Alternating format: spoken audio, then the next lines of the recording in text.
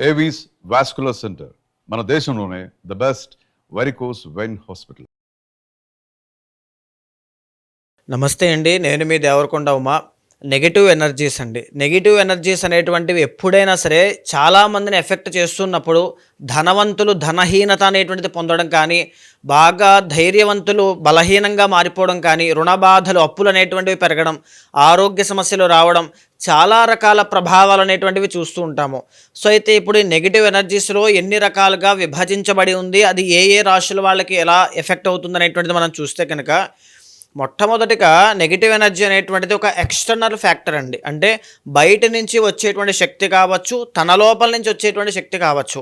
అది స్వతహాగా పూర్వజన్మ కర్మ వల్ల వచ్చేటువంటివి కొన్ని ఉంటే, కొన్ని బయట యొక్క పరిస్థితి, ప్రకృతి యొక్క ప్రభావం వల్ల, వేరే మనుషుల వల్ల కొన్ని ఉంటాయి. ఉదాహరణకి ఈ నెగిటివ్ ఎనర్జీస్ అనేటువంటి వాటిలో 4 రకాలుగా విభజించబడి ఉందండి. మొట్టమొదటిది ఏంటి అంటే స్థలదోష శక్తి అంటాము. స్థలదోష శక్తి అంటే ఏమిటి అంటే ప్లేస్. చాలామంది మీరు కూడా బాగా గమనించే ఉంటారు, ఓ వ్యాపార స్థలం పెట్టేటప్పుడు ఆ షాప్లోకి వెళ్ళాక నాకు బాగా కలిసి వచ్చిందండి, ఈ షాప్లోకి వెళ్ళాక నాకు అసలు కలిసి రాలేదు, చాలా ఇబ్బంది పడ్డాము. ఆ ఇంట్లో ఏదో తెలియని నెగిటివ్ ఎనర్జీ ఉంది, ఆత్మలో తిరుగుతున్నట్టుగా, లేకపోతే ఏదో ఒక భయము, ఒక నష్టాలు అనేవి ఎక్కువగా జరిగాయి. ఇలాంటివన్నీ స్థలం కొద్దీ ఎందుకు మారుతూ ఉంటాయి, ఇలాంటివన్నీ స్థలం విషయంలో ఎందుకు మారుతూ ఉంటాయి అంటే స్థలదోష శక్తి వల్ల. ప్రతి ప్లేస్లోనూ ఒక ఎనర్జీ అనేటువంటిది డెవలప్ అయి ఉంటుంది. గుడిలో ఉండేటువంటి ఎనర్జీ మన ఇంట్లో ఉండడం అసాధ్యం, మన ఇంట్లో ఉండేటువంటి ఎనర్జీ బయట అడవిలో ఉండడం అసాధ్యం. సో ఇక్కడ ఏంటి అంటే స్థలదోష శక్తి. ఫర్ ఎగ్జాంపుల్, మీ యొక్క జాతక రీత్యా మీకు తూర్పు దిక్కు అనేటువంటిది బాగా కలిసి వస్తూ అదే ఇంట్లో మీరు బాగా రాణించగలుగుతున్నారంటే ఆ ఎనర్జీస్ అనేటువంటి మీకు చాలా బాగా కలిసి వస్తున్నాయి అని అర్థం. దీన్నే స్థలదోష శక్తి అంటారు. ఈ స్థలదోష శక్తి ఉండడం వల్ల, సరిగ్గా చూస్ చేసుకోలేకపోవడం వల్ల చాలా రకాలుగా చాలామంది రుణ బాధలు, అప్పుల బాధలతో ఇబ్బంది పడతారు. అనారోగ్య సమస్యలు, మరణము కూడా సంభవించే అవకాశాలు ఎక్కువగా ఉంటాయి. అయితే ఇక రెండోది ఏంటి అంటే మానస దోష శక్తి. మానస దోష శక్తి అంటే ఏమిటి అంటే మానసికంగా మనస్సు నుంచి పుట్టేటువంటిది అనమాట. కొంతమందిని చూస్తే వాళ్ళకి ఐశ్వర్యము, డబ్బు, ఆనందము, ఆరోగ్యము అన్నీ ఉంటాయి, కానీ వాళ్ళ యొక్క మనసులో పుట్టే ఆ ఆలోచనలన్నీ కూడా ద్వేషపూరితంగా, కల్మషంగా, కలుషిత భావనతో ఉండి ఒక డిస్ట్రక్షన్ వైపు వెళ్తూ ఉంటారు. కోపము చాలా ఎక్కువగా ఉంటుంది. అంటే వాళ్ళు ఏంటి అంటే ఎంత డబ్బున్నా, ఒక స్విట్జర్లాండ్లో బెంజ్ కార్లో వెళ్తూ ఉన్నా వాళ్ళకి మనశ్శాంతి అనేటువంటిది ఉండదు.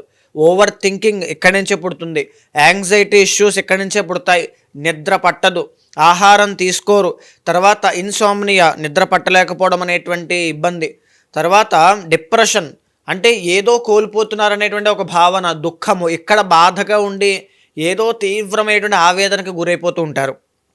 సో అది మానస దోష శక్తి అండి. ఒకవేళ అలాంటి వాళ్ళు ఎవరైనా మీ యొక్క జీవితంలోకి ఎంటర్ అయినా సరే అది మీకు కూడా ఎఫెక్ట్ అవుతుంది. కొంతమంది చూడండి, టీనేజర్స్ లేదా స్టూడెంట్స్ చదువుకునేటువంటి వాళ్ళు చెడు సహవాస దోషము, వేరే వేరే వాళ్ళతో స్నేహం చేయడం వల్ల, అంటే ఈ వ్యసన పరులు వాళ్ళతో స్నేహం చేయడం వల్ల తాగడం, డ్రగ్స్ ఇలాంటివి అలవాటు చేసుకుంటూ ఉంటారు. వాళ్ళ బిహేవియర్ అంతా చేంజ్ అవుతుంది. ఎందుకు?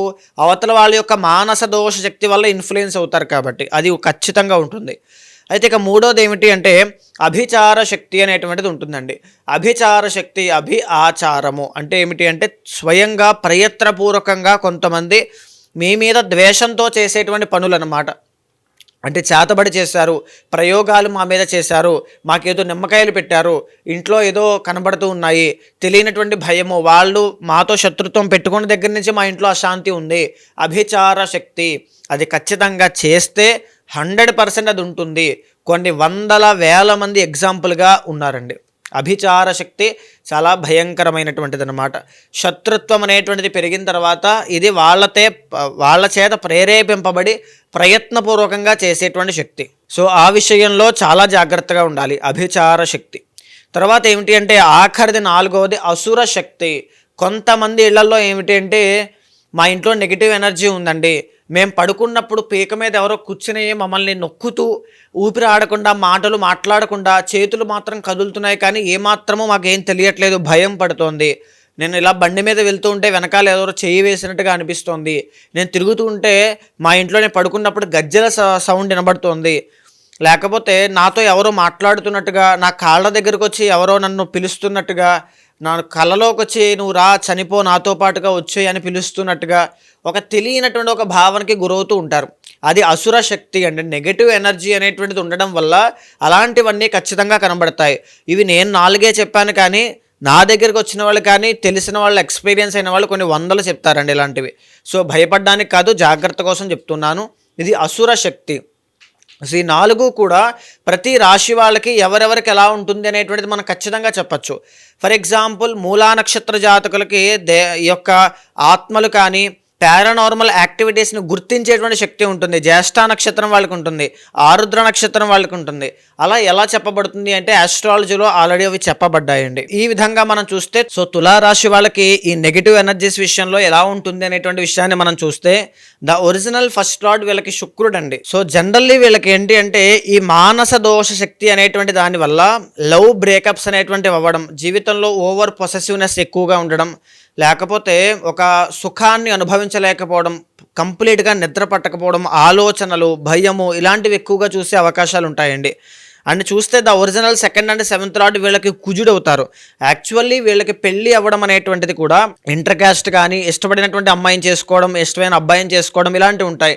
డామినేటింగ్ స్పౌస్ అనమాట. వచ్చే అమ్మాయి కానీ అబ్బాయి కానీ డామినేటింగ్గా ఉండడం, వీళ్ళని చాలా బాగా చూసుకునేటువంటి వాళ్ళు రావడం. కానీ క్లాషెస్ అనేటువంటివి ఖచ్చితంగా వస్తాయి. ఎందుకు అని అంటే ఇద్దరి మధ్యలో మిస్అండర్స్టాండింగ్స్ అవి ఉంటాయి, బికాజ్ మానస దోష శక్తి వల్ల. తర్వాత ఏంటి అంటే థర్డ్ అండ్ సిక్స్త్ లార్డ్ వీళ్ళకి గురుడు అవ్వడము. దీనివల్ల ఏం జరుగుతుంది అంటే ఈ రుణ బాధల విషయంలో చాలా ఇబ్బందులు అవుతాయండి. వీళ్ళకి శత్రువులు వీళ్ళ ఇంట్లోనే ఉంటారు. సో వీళ్ళు దాన్ని గుర్తించలేకపోవడం చేత సో వీళ్ళకి చాలా ప్రాబ్లమ్స్ అనేటువంటివి వస్తాయి. లోన్స్ కానీ, ఈఎంఐస్ కానీ, అప్పులు కానీ తీవ్రంగా అయ్యేటువంటి అవకాశాలు ఉంటాయి. ఎప్పుడెప్పుడు అప్పులు తీరుస్తాననేటువంటి చూస్తారు. మానస దోష శక్తి సరైన సమయానికి సరైన నిర్ణయాలు తీసుకోకపోతే, ఫైనాన్షియల్ అడ్వైస్ కానీ ఏదైనా సరిగ్గా లేకపోతే ఇలాంటి ప్రాబ్లమ్స్ అనేటువంటివి చాలా ఎఫెక్ట్ అవుతాయి. అండ్ ఇంకొకటి ఏంటి అంటే అండి వీళ్ళకి స్థల దోష శక్తి అనేటువంటిది చాలా ఎక్కువ ఉంటుంది. వీళ్ళు తులారాశి వాళ్ళు 100% మీరు బాగా గమనించుంటారు. జీవితంలో ఒక్కసారైనా ఈ మాట మీరు పలికే ఉంటారు. నాకు ఆ ఇంట్లో బాగా కలిసి రాలేదండి, నాకు ఏ ఇల్లు కలిసి వస్తుంది, ఏ డైరెక్షన్ కలిసి వస్తుంది అని వేచి చూసేటువంటి రోజులు కూడా మీకు ఉంటాయి. ఎందుకు అని అంటే మీకు కుజుడు సెకండ్ అండ్ సెవెంత్ లార్డ్ వ్యాపార స్థానానికి, ధనస్థానానికి అధిపతి అన్నమాట. మీకు ఎక్కువగా దక్షిణం పెరిగినటువంటి ఇల్లు మీ లైఫ్లోకి రావడం కానీ, లేకపోతే ఈ యమస్థానం పెరిగినటువంటి ఇల్లు ఎక్కువగా రావడం కానీ ఎక్కువ ఉంటాయండి. సో దానివల్లే మీకు గ్రోత్ అనేటువంటిది ఆగిపోతుంది. ఎప్పుడైనా మీకు బాగా కలిసి రావాలి అంటే వెస్ట్ ఫేసింగ్ అనేటువంటిది చూస్ చేసుకోండి తులారాశి వాళ్ళు. లేదా సెకండ్ ఆప్షన్ ఏంటి అంటే ఈస్ట్. వెస్ట్ అండ్ ఈస్ట్ అనేటువంటిది మీకు చాలా బాగుంటుంది. ఆ డైరెక్షన్స్లోనే మీరు ముందుకు వెళ్ళండి. ఈశాన్యం మూల చేయాల్సినటువంటి పూజలు ఏంటి అంటే మీరు వెంకటేశ్వర స్వామి యొక్క ఆరాధన ఎక్కువగా చేయాలి. స్థల దోష శక్తి, మానస దోష శక్తి అనేటువంటివి రెండు ఉండడం వల్ల చాలా ఎఫెక్ట్ అవుతారు. ఇంకొకటి ఏంటి అంటే 4th అండ్ 5th లార్డ్ శని అవ్వడం వల్ల ప్రధానంగా మీ జాతకంలో శని అనేటువంటి ప్లానెట్ ఎప్పుడు వచ్చినా సరే మీకు రాజయోగం తిరుగుతుంది. ఎలాంటి విషయాల్లో మీరు ఫోకస్ చేస్తే, ఏ ఫ్యాక్టర్స్లో మీరు అడుగులు వేస్తే జీవితంలో సక్సెస్ అవుతారు అంటే నెంబర్ 1 బిజినెస్ అండి. పాల పదార్థాలకు సంబంధించిన బిజినెస్లు అనమాట. తులారాశి వాళ్ళు ఖచ్చితంగా చాలామంది ఇవి చేస్తూనే ఉంటారు. అలా చేసిన వాళ్ళు ప్రతి ఒక్కరూ సక్సెస్ అవుతారు. సో తులారాశి వాళ్ళు ఖచ్చితంగా పాల పదార్థాలకు సంబంధించిన బిజినెస్లు కానీ, వ్యవసాయం కానీ, నీటికి సంబంధించిన వ్యాపారములు, aqua, soft drinks, wine shops, restaurants, bars వీటికి సంబంధించి కావచ్చు, కల్టివేషన్, ఎనీ క్రాప్ కల్టివేషన్ అండి, అది వ్యవసాయంలో ఏదైనా కావచ్చు వాటికి సంబంధించింది. అండ్ పబ్లికేషన్, బుక్ షాప్స్ కావచ్చు, లేకపోతే ఈ చంద్రుడు కాబట్టి ఎక్స్పోర్ట్స్ అండ్ ఇంపోర్ట్స్ కావచ్చు, మీడియా రంగంలో కావచ్చు, చాలా బాగా మీకు కలిసి వస్తుంది. అక్కడ కూడా మీరు ఏ దిక్కును సెలెక్ట్ చేసుకోవాలంటే ఎనర్జీ వైజ్గా వెస్ట్ అండ్ ఈస్ట్ని బాగా సెలెక్ట్ చేసుకోండి. ఖచ్చితంగా సక్సెస్ఫుల్ అయ్యే అవకాశాలు ఉంటాయి. లవ్ బ్రేకప్ అనేటువంటిది ఖచ్చితంగా ఉంటుంది. తులారాశి వాళ్ళకి మానస దోష శక్తి వల్ల చాలా జాగ్రత్తగా ఉండండి. వచ్చేటువంటి అమ్మాయి కానీ అబ్బాయి వల్ల మీరు జీవితంలో చాలా మార్పులు ఉంటాయి. ఫర్ ఎగ్జాంపుల్ మీ పర్సనల్ చార్ట్లో కుజ బలము అనేటువంటిది చాలా బాగుందనుకోండి, వచ్చే అమ్మాయి మీకంటే డబ్బు ఉన్న అమ్మాయి, మిమ్మల్ని ఇంకా బాగా చూసుకునేటువంటి అమ్మాయి, ఏ లోటు లేకుండా చూసుకునే అమ్మాయి, మంచి పొసెసివ్నెస్తో కాపాడుకునే అమ్మాయి వస్తుంది అబ్బాయి కానీ. అలాంటి విషయాల్లో జాగ్రత్తగా ఉండండి. మంచి స్పౌస్ని సెలెక్ట్ చేసుకోండి. 9th అండ్ 12th లార్డ్ మీకు బుధుడు అవ్వడము, మీకు విదేశీ రంగం కూడా చాలా బాగా కలిసి వస్తుందండి తులారాశి వాళ్ళకి. తులారాశి వాళ్ళు ఎవరు చూస్తున్నా మీకు విదేశాలు వెళ్ళాలి, అక్కడ స్థిరపడాలి, అక్కడ ఎడ్యుకేషన్లోకి ముందుకు వెళ్ళాలి, లేదా ఏదైనా ఒక ఉద్యోగం చేయాలి, వ్యాపారంలో ముందుకు వెళ్ళాలి అనుకుంటే మీరు ఈశాన్య దిక్కుని సెలెక్ట్ చేసుకోండి. అంటే మన ఆస్ట్రాలజీ పుట్టినప్పుడు దేశాలు అనేటువంటివి పేర్లతో లేవండి, డైరెక్షన్స్ బట్టినే మనం ముందుకు వెళ్ళాలి. సో నార్త్ ఈస్ట్ డైరెక్షన్లో మీరు వెళ్ళగలిగితే విదేశాలు ఖచ్చితంగా మీరు సక్సెస్ అనేటువంటిది చూస్తారు. ఆ విషయంలో జాగ్రత్తగా ఉండండి. అండ్ ఇంకొకటి ఏంటి అంటే ప్రధానంగా మానస దోష శక్తి, స్థల దోష శక్తి. ఎనీ ప్లేస్ మీరు వెళ్తున్నారంటే కనుక ఖచ్చితంగా చూసుకుని వెళ్ళండి. కోపాన్ని తగ్గించుకోండి, కోపాన్ని కంట్రోల్ చేసుకోండి. ఆవేశంలో నిర్ణయాలు తీసుకోవడం వల్ల ఫైనాన్షియల్లీ డౌన్ఫాల్ చూసే అవకాశములు, ఎలిగేషన్స్ వచ్చే అవకాశములు ఎక్కువగా ఉంటాయి. గురుబలం పెరగడానికి గురు చరిత్ర పారాయణ చేయడం లాంటివి కావచ్చు, కుక్కలకి ఆహారం పెట్టడం కానీ, గోసేవ కానీ చేయండి రుణబాధలు ఉన్న వాళ్ళైతే. ప్రజెంట్ మీరు చూస్తే తులారాశి వాళ్ళకి 12వ స్థానంలోకి రవి బుధులు రాబోతున్నారు. పనులన్నీ కూడా స్తంభించిపోవడం, ఓన్లీ 2 ప్లానెట్స్ మాత్రమే కలిసి వస్తూ ఉన్నాయి. రానున్నటువంటి రోజుల్లో అండ్ ఇంకొక మాట బాగా చెప్తూ ఉన్నానండి, అక్టోబర్ 17వ తారీఖు దగ్గర నుంచి నవంబర్ 17 దాకా రవి మీకు లగ్నంలో నీచ స్థితిలో ఉంటారు. ఈ సమయంలో అనారోగ్య సమస్యలు తీవ్రంగా వచ్చే అవకాశములు కానీ, వాహన ప్రమాదములు కానీ, ఆవేశంలో నిర్ణయాలు తీసుకోవడం వల్ల జీవితంలో పెనుమార్పులు రావడం కానీ, బిజినెస్లో డౌన్ఫాల్, బికాజ్ లగ్నం నుంచి 7th చూస్తుంటారు కాబట్టి బిజినెస్లో డౌన్ఫాల్ రావడం కానీ ఖచ్చితంగా ఉంటుంది. వెరీ కేర్ఫుల్గా ఉండండి. మీ స్పౌస్, భార్య లేదా భర్త యొక్క ఆరోగ్యం కూడా చాలా బాగా జాగ్రత్తగా చూసుకోండి. ఇప్పుడు నడిచేటువంటి పరిస్థితుల ప్రకారం తులారాశి వాళ్ళకి బాగా కలిసి వచ్చేటువంటిది ఏంటి అంటే, తులారాశి వాళ్ళకి బాగా కలిసి వచ్చేటువంటిది గురువారం చాలా బాగా కలిసి వస్తుంది. నెంబర్ 5 చాలా బాగుంటుంది. ఎల్లో కలర్ చాలా అదృష్ట రంగు అని చెప్పచ్చు.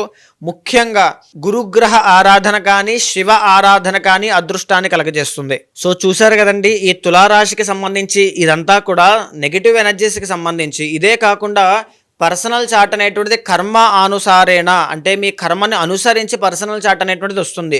ఈ సమయంలో మీరు ఏదైనా ఇబ్బంది పడుతూ ఉన్నారన్నా, ఏదైనా కొత్త కార్యం చేపట్టాలి అన్నా, అక్కడ ఉండేటువంటి ఎనర్జీస్ ఎలా ఉన్నాయి, ఆ టైంలో ఎలాంటి విషయాల్లో జాగ్రత్త తీసుకోవాలి. చాలామంది రాహు బాలేనప్పుడు ఇన్వెస్ట్మెంట్స్ అనేటువంటివి చేస్తారు, వచ్చేస్తాయి డబ్బులు అనేటువంటి విషయంలో. ఆ టైంలో ఇన్ఫ్లుయెన్స్ ఆ విధంగా పనిచేస్తుంది కాబట్టి అలా చేస్తారండి. సో ప్రాపర్ గైడెన్స్ తీసుకుని వెళ్ళాలనుకున్న వాళ్ళు, ఎవరైనా అపాయింట్మెంట్ కావాలనుకున్న వాళ్ళు కింద కనిపించే నెంబర్కి కాల్ చేస్తే మా వాళ్ళు మీకు పూర్తి వివరాలు అందిస్తారు. తప్పకుండా మీ జాతకాన్ని చూసిన తర్వాత గోచారంతో సమన్వయం చేస్తూ పర్సనల్ చార్ట్ చూసిన తర్వాత మీ జీవితంలో ఎప్పుడైనా సరే ఏ నిర్ణయం తీసుకోవాలన్నా ఒక ఫ్యామిలీ మెంబర్ లాగా, ఒక ఆస్ట్రాలజర్ లాగా ఖచ్చితంగా నేను మీకు గైడెన్స్ ఇస్తాను. ఏదైనా దోషం ఉంటే శాంతి పరిహారములు ఆచరించి భగవత్ అనుగ్రహం కలిగేలా చేస్తాను.